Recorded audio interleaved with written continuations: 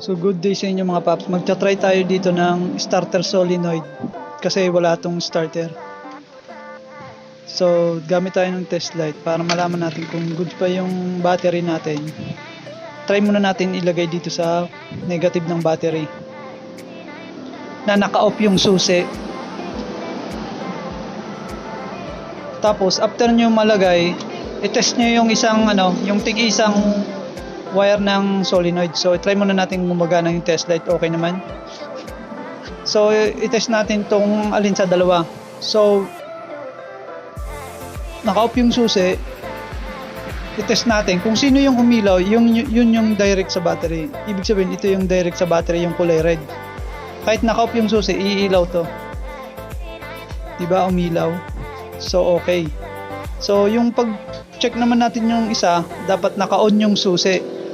Once na naka-on yung susi, dapat umilaw to.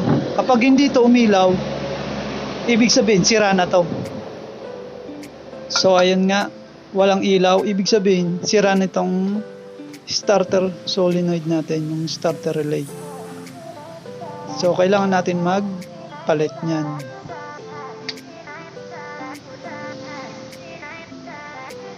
So tanggalin natin tong dalawang nut na to kasi sira na to. So try natin tong sa luma kong motor kung okay pa to. So yung pagtatanggal pala nito, make sure na hindi magdikit yung dalawa. Gamit lang kayo ng 10mm para malusin tong nut na to at matanggal. Once na natanggal nyo ng nut na yan, huwag mo yung ididikit na kulay red na wire sa kahit anong kasi mag-short yung battery mo. Iwasan na pagdikitin yung dalawa. So tanggalin natin sa socket. Try natin tong isa kong starter solenoid. So ayan, nailagay na natin mga babs.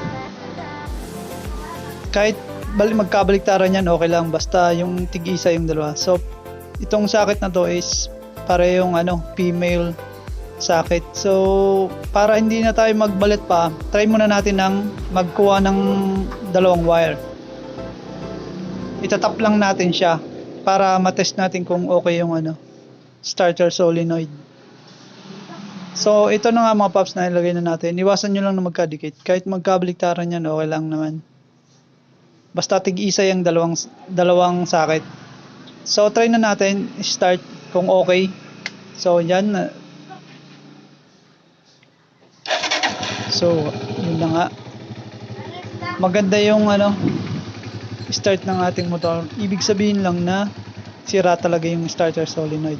So ito, magandang red. Pang push start lang. Huwag muna tayo magpapalit ng battery kapag hindi gumagana yung starter. Make sure na i-troubleshoot muna natin. Isa-isahin natin yung mga wire para iwas gasto si customer. So ayun na nga, maganda yung tunog. So maraming salamat sa inyo mga paps. Salamat sa panonood. Quick tutorial lang to. Sana may natutunan kayo. Salamat.